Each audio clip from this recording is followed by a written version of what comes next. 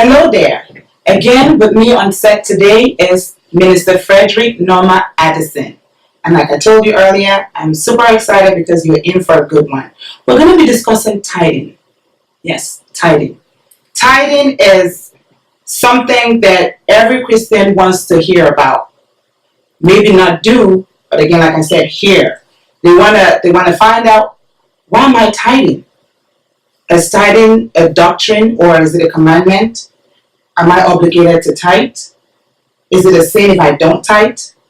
Well, again, I have Minister here to answer your questions. Sit back, relax, and let's go on this ride. I'm super excited and overjoyed because I know that thousands around the world and years after today would listen to the words that you will speak on this show and on this set, and their lives would never remain the same. Thank you. So, Minister, of course, I stated that you're the president, CEO of Amit News. Can you tell us About that. Okay, at AMIP News, African Media Image Project, we started in 2004. It's a US and Africa focused news organization. We cover news in Washington, looking at what African countries are doing with the US, and it's a way of educating the American people about Africa. We've done a number of documentary films. We've covered some state visits at the White House. Right. We've produced a number of books and published a number of books. So it's US and Africa focused, just a summary. Yeah. Just so you know, Minister Nnoma, Frederick Addison is also an author of a great book. But I'm not going to be talking about the book right now. I'm going to hold off until the end of our show so I don't distract you. So, Minister, I advise my viewers that we'll be talking about tithing. And for me, through the years, I'm a Christian, and of course I'm born again. Let me even ask you that question. Who is a Christian? Who is a Christian? Who's a Christian? Yeah. Yeah, because when people say I'm a Christian today, I mean, it's in context. Right. We have several forms that will ask you, are you Christian, Muslim, atheist, or, people just stick Christian? Is there any difference between a born again Christian and just a Christian? I mean, I don't know. What's your idea of a Christian? Well, my idea would be the biblical idea. Bible says that unless a man receives Christ, you don't enter into the kingdom of heaven. Right. So being a Christian begins with accepting Jesus. Jesus says, I'm the way, the truth, and the light. No man enters into the kingdom except through me. Right. So that's the beginning point, accepting Jesus Christ, and more importantly, living out what he expects of us. I think that when people say I'm a Christian, they identify with Christianity as a religion. Yes. But Christianity is a relationship. So there are folks who go to church, maybe at Easter time or Christmas, or they were born into a quote Christian home. Right. And so they identify with Christianity as a religion. And that's no different from a Muslim who identifies with Islam because his or her parents are Muslims. But even they are more religious, and they're more diligent in their practice. So being a Christian has to do with doing. It's not enough to profess, but you have to live it out. Right. It's a lifestyle. It's a relationship with God, and that's what makes the difference. Otherwise, then you are just a Christian by word, not in deed. Right. But it's about the fruit. Right. A good tree bears good fruit. A bad tree bears bad fruit. So if you're a Christian, then we must see the fruit.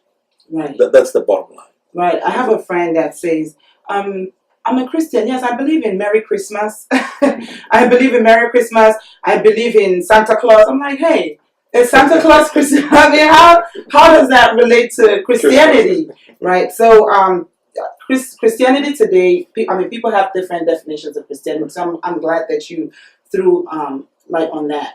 And with that said, Minister, I want to know, is there a relationship between Christianity and economic growth, especially in Africa?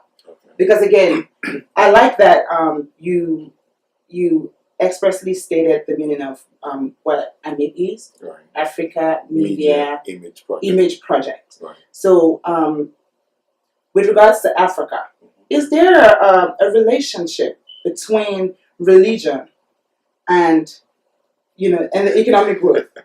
The reason why I'm saying this is individual? I mean, just in general. The reason why I'm saying this is because we have so many churches in Africa. Right.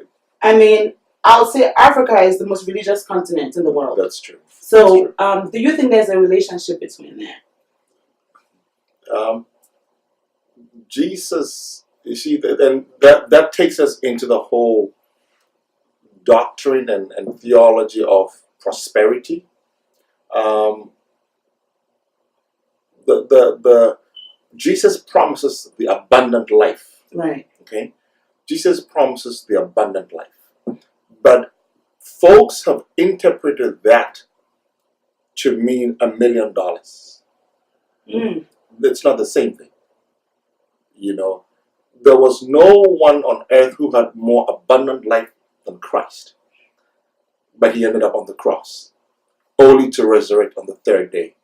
To answer your question, I believe that God provides blessings and prosperity and good health and life and all of that. I believe that's biblical. Right. But that is not to say that our journey does not include challenges. That's not good theology. So translating that to the continent, why are there so many people in church and yet there's so much poverty? I mean, there could be so many factors historically.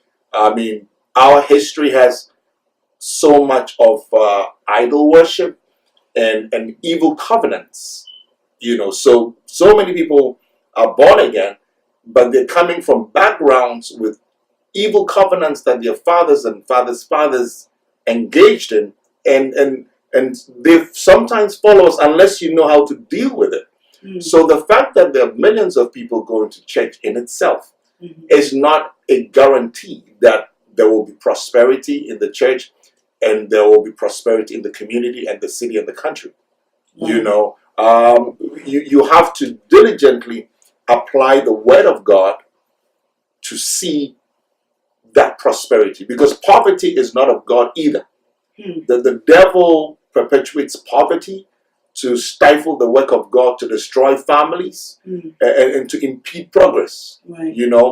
But just going to church per se is not a guarantee, because people go to church and are poor. So you must apply the scriptures very diligently. I mean, it's not like the devil is sitting in hell waiting to see you prosper. No, he wants you to fail. So yes, Jesus promises abundant life. Right. In the process, there are challenges, there are battles that we must fight. Right. But if you are diligent in applying the word, you can see that prosperity. Right. Thank you very much, Minister, for expatiating on that. And I want to believe that you're stating that a Christian needs to apply the word of God to, live a prosperous life. Yeah. I want to believe that I'm guessing that it has to do with tithing, or am I wrong? Or am I putting words in your mouth? We'll have to take a break, and then when we come back, we'll take it from there. That's fine. So I want you to sit back, relax, and Minister will respond to that question.